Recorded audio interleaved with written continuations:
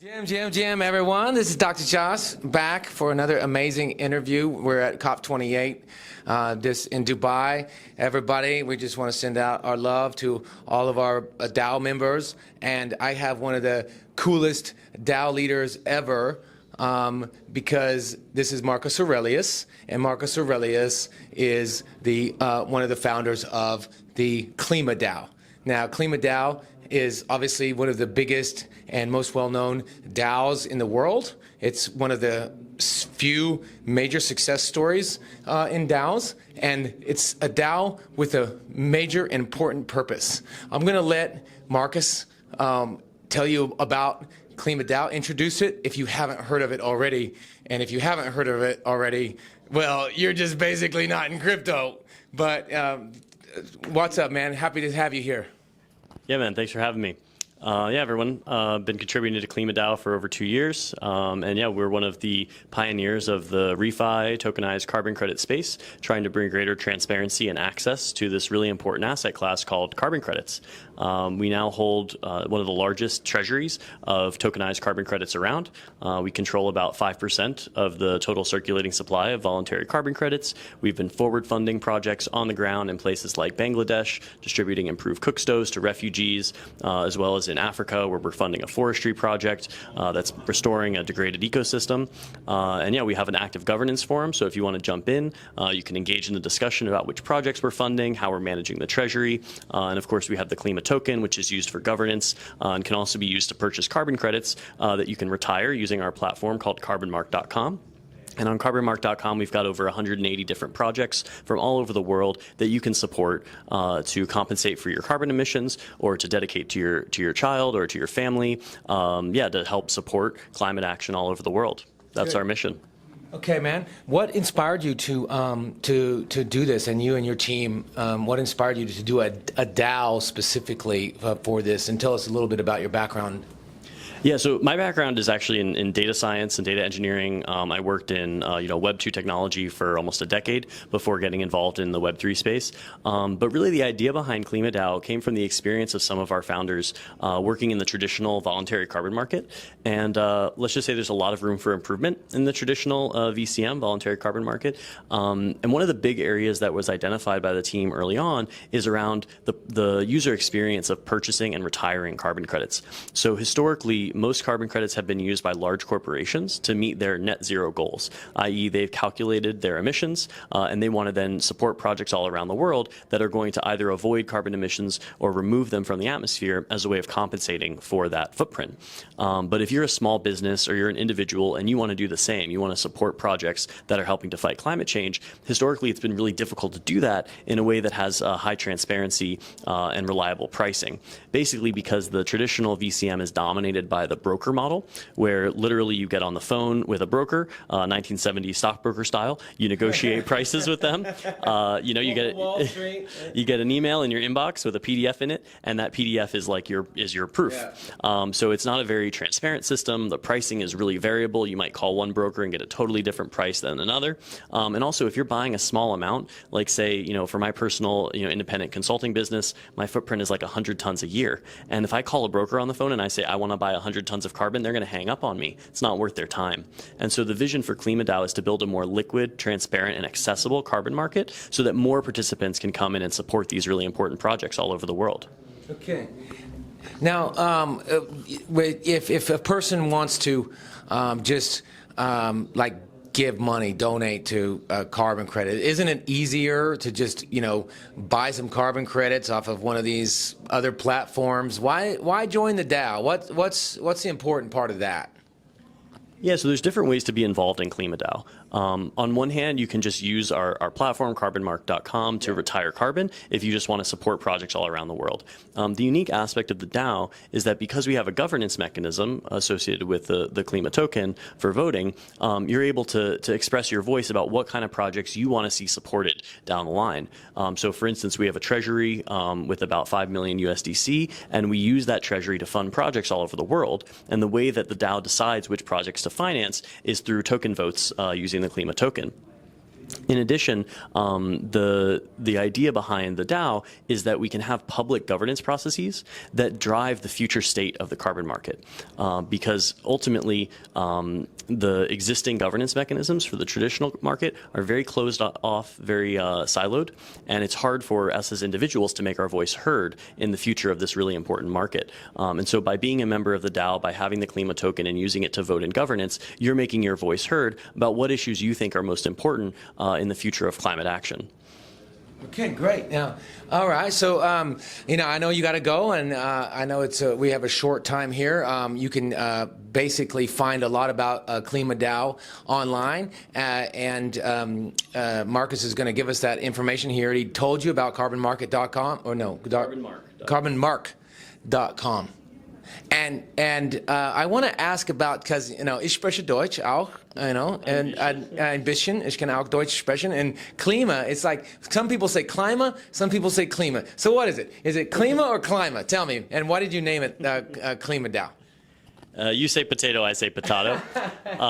But yeah, ultimately the name comes from the word for climate in German, Greek, a bunch of other European languages. Okay. And really it's just to emphasize that the mission of the DAO is to help scale climate finance. And unlike a lot of Web3 projects, we have a very clear real-world mission that keeps us really focused on that North Star objective of scaling climate action. And the name says it all. Okay. Now, in terms of if you want to get involved in the discussion or you want to jump in, we have an active Discord where you can get involved. The main website for the DAO is klimadao.finance, KLIMADAO.finance. That's where you can find information about the protocol, about how to acquire the token. And if you're interested in buying and retiring carbon credits, you can find that at carbonmark.com. And we'll put all the stuff, the Discord link and everything like that in the description. We'll put the Discord link and everything in the description of the YouTube video. But because you've started a successful DAO. A lot of people have started DAOs and failed. Okay, tell us what the magic is. What's the magic sauce? Why should a person start a DAO or a group start a DAO, and why should they not? And can you just give us a little advice for other people out there? Yeah, I can try. I think the hard part about DAOs right now is that they're still at a state where they mean the idea of a DAO means many different things to many different people. So I think the first thing you should identify is what type of DAO am I thinking about starting? Is this a mission-oriented DAO that's going to build products and services like Klima DAO? Is this a social group where I just want to bring people together to have discussions, maybe meet up in person? Is it more like yeah, exactly. And so once you identify what the purpose of your DAO is, then it's more clear whether a DAO is an appropriate organizational structure for that organization. I would think of it much the same way as you think about starting a business or starting a company. If your ultimate purpose is philanthropic or charitable, then having a 501c3 nonprofit maybe is the right organizational structure. But if you're a for-profit business and you're going to have shareholders, then maybe you want to be a C Corp. A DAO is really just another way of organizing people that happens to be internet native. It's good for some things, but it definitely has some challenges. And so it's important to weigh the purpose of your DAO, of your organization with the organizational structure of the DAO and what benefits it can offer. Yeah, but isn't it slow as fuck to get decisions made? It depends. It depends on how many governance participants you have and what governance structure you put in place. But one thing I will say is that if you want to move fast, if you want to be able to iterate quickly, having a more traditional centralized organization could be beneficial. But if you want to include a wide range of different stakeholders, a massive community, we have over 50,000 individual token holders that participate in our DAO, then it's really important to have that structure where people feel a sense of ownership over the organization. Whereas a traditional centralized organization, you have employees, maybe you have clients, but they don't have a sense of ownership over the future of the organization. By having a DAO, you can give your community that sense of ownership and then get more engagement, do things that a traditional organization would really struggle to do with the kind of consensus that 50,000 people all over the world can bring. Right. Okay, last question. Okay, but before that, so basically he said you have to figure out your type of organization based on a lot of parameters, and so make sure to watch this again and again and take notes before you go off and create your DAO, because otherwise it might be a waste if it's not that type of an organization that you need. They obviously have a multi-stakeholder approach. They want to have, people want to have ownership of those decision-making capabilities, and they need a financial aspect aspect, meaning a token, in order to retire the carbon, as it said. So they've got multi-functions there, and the key point is that they every 50,000 individual member is an owner. But my last question for you, Marcus Aurelius, is DAOs to token or not to token? That is the question from Marcus Aurelius. Yeah, well, one thing I would say is there are different kinds of tokens, right? There are liquid financialized tokens. There are membership tokens. I think what Optimism Collective is doing is really interesting with the two-tier membership approach, where you have badge holders and individual OP token holders, and they get to vote on different types of decisions.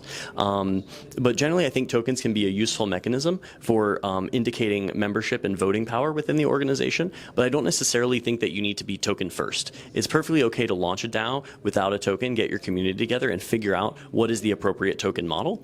That being said, if you don't have a token ever and you're operating as a DAO, it can become unclear like what the ownership and governance structure actually is, especially if you're doing things like voting on treasury decisions. You do need some mechanism for differentiating between a member of the DAO and someone who's not a member, and whether a token is an appropriate way to do that depends on the type of DAO. If you have a relatively small number of members, then you don't necessarily need to have a token in order to indicate membership. But for us, we want to galvanize a community of tens of thousands of people all over the world. And if we had to like individually register each of the 50,000 members through some application, it would just be a non-starter. And so the token is a clear way to indicate membership in a way that doesn't exclude people. But if you don't necessarily want to have a large-scale community all over the world, then you could do like a traditional application process where people become members by applying. You don't necessarily need a token.